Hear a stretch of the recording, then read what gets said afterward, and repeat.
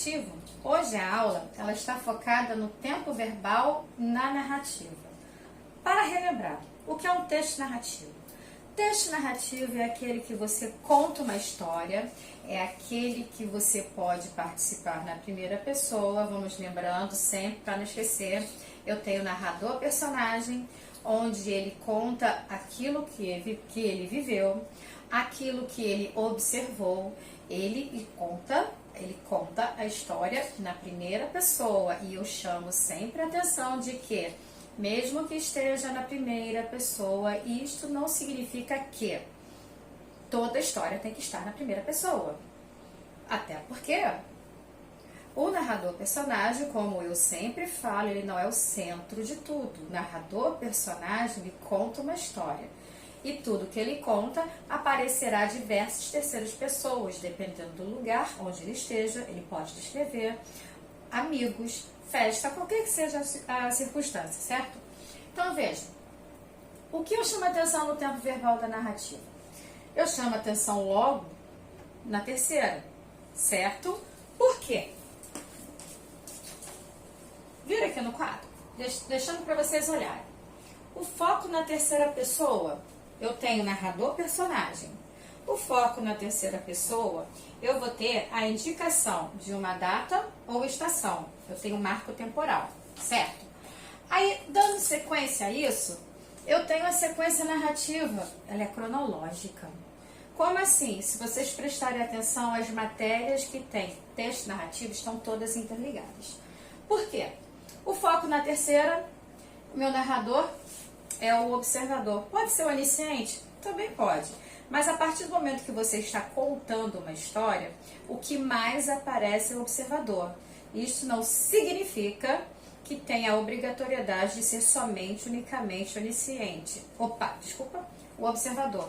Até porque, na última aula, nós falamos sobre o onisciente e o onipresente também. Por exemplo, eu estou agora dando aula. Creio que devam ter escutado um latido. Ouviu? Então, veja só, no que eu estou dando a aula e tem um latido acontecendo, a aula está acontecendo, mas você que está do outro lado vai descrever esse espaço onde há cachorros. Não aqui dentro, né? Porque o som está mais ao fundo, está agitado. Então, para você que está ouvindo, ficará pressuposto que nesta casa, nesta residência, há cachorros tomando conta da casa, fazendo a guarda. A galera sabe que eu tenho só 3 pastores, né? Então, eles fazem a guarda da casa. Algo errado aconteceu? Veja, eu sei que aqui tem 3 pastores. Quem estivesse contando a minha história, estaria contando que estou dando uma videoaula por motivo de pandemia e que, de repente, na minha aula apareceu latido de cachorro. Ou, de repente, apareceram vários latidos. Então, veja só, ao fundo, eu sou a pessoa centro, personagem principal contando algo. Mas, veja, por acaso, meus cachorrinhos aqui me auxiliaram, porque eles são secundários, certo? Estou revisando a matéria. Eu tenho personagem secundário nessa residência, existem cachorros. Entendido aí? Aproveitei que eles latiram, né? Então, veja só, eu sou uma narradora que conhece o espaço. Seria eu a narradora em primeira pessoa. No entanto, para você que está observando, narrador-observador, você agora está o quê?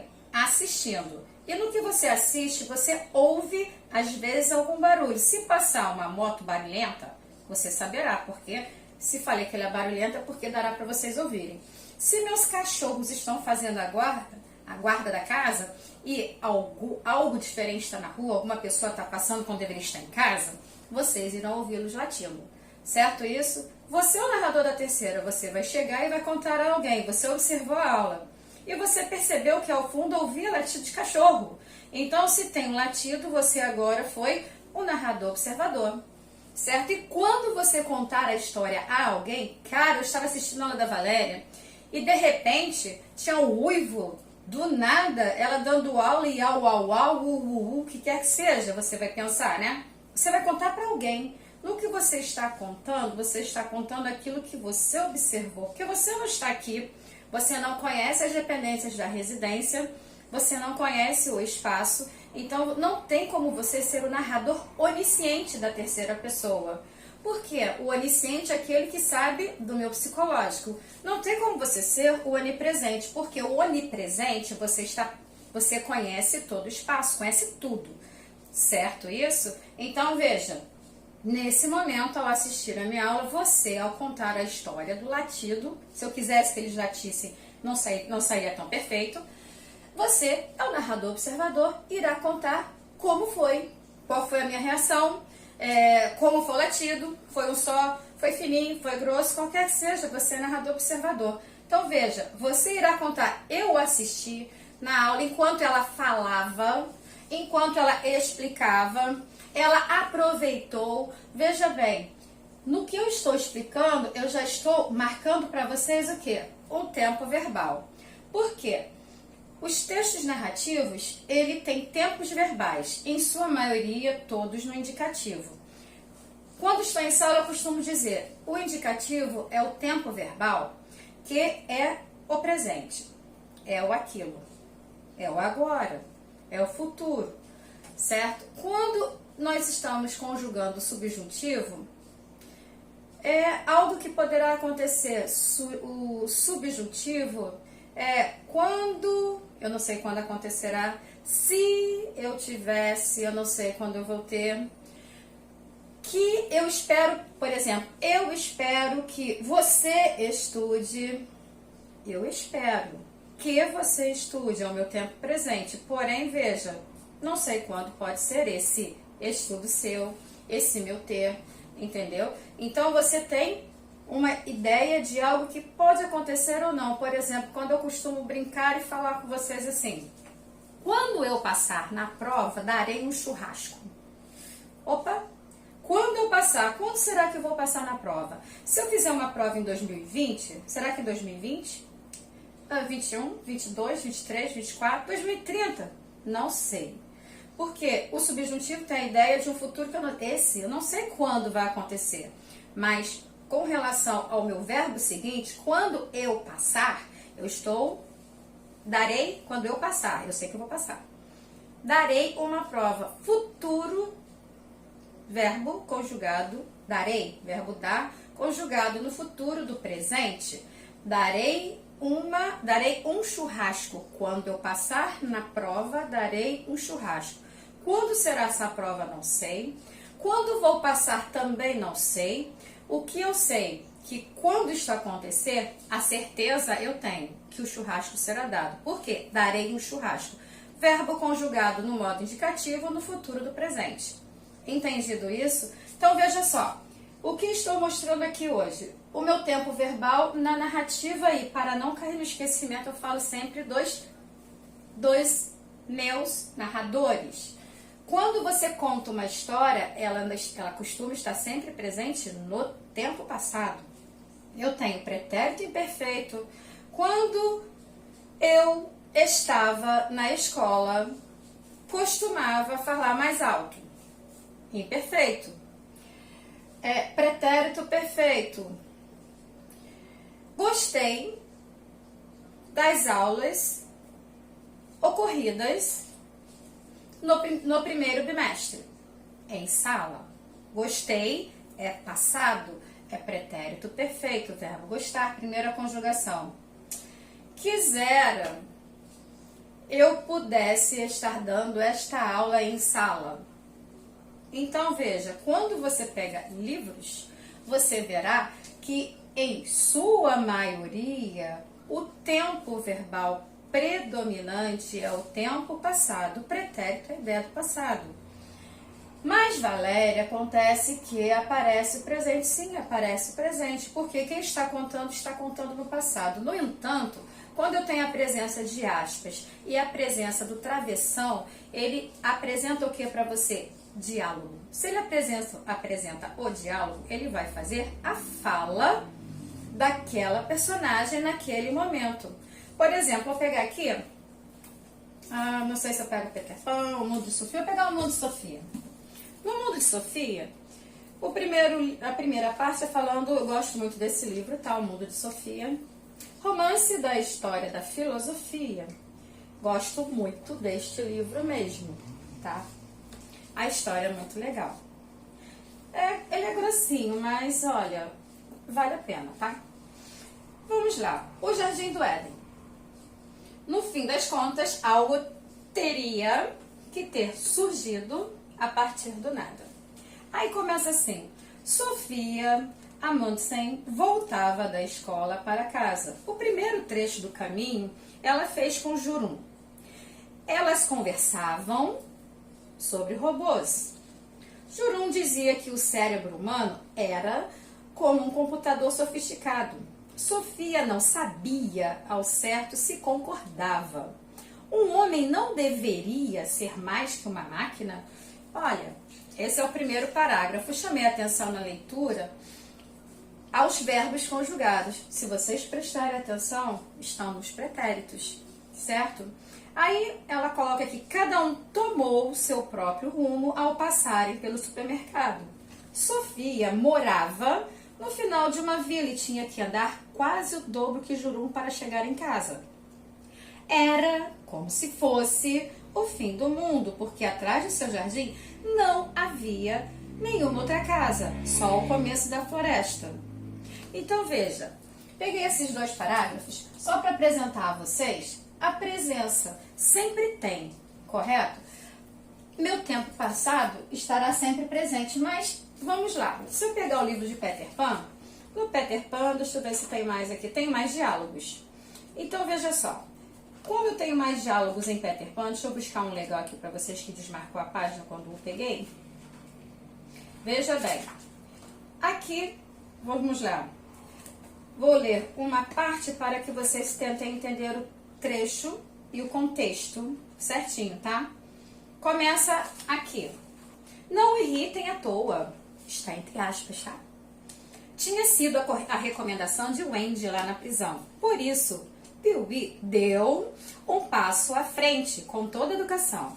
Pee-wee detestava a ideia de engajar para trabalhar sob as ordens de um homem daqueles, mas o instinto lhe dizia que seria prudente jogar a responsabilidade em cima de alguém ausente. E, embora fosse um menino meio bobinho, sabia que a gente não pode sempre jogar a culpa nas mães, porque se elas aceitam sempre. Não, desculpa, porque só elas aceitam sempre. Aliás, isso é uma coisa que todas as crianças sabem.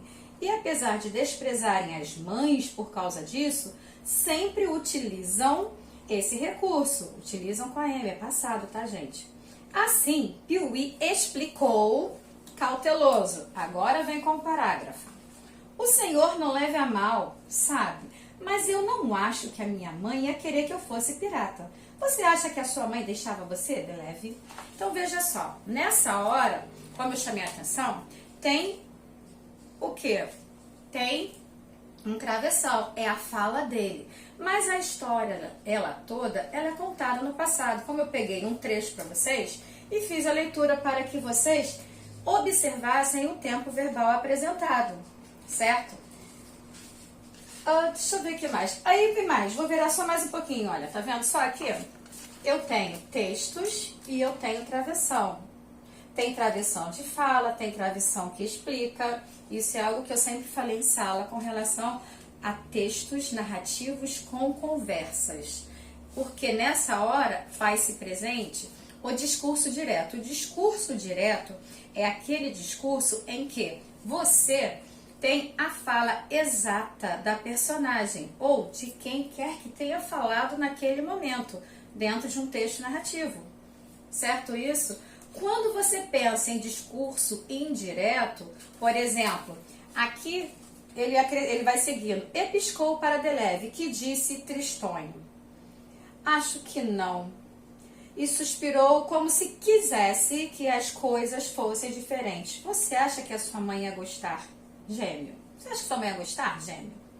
Duvido, respondeu o primeiro gêmeo. Tão esperto quanto os outros. E você, bicudo? Acha que a sua Acabe com essa baboseira, rugiu o gancho. Então, veja só, poderia chegar e falar que, no discurso indireto, eu poderia dizer que 3 personagens estavam conversando sobre o que suas mães achavam quanto a serem piratas.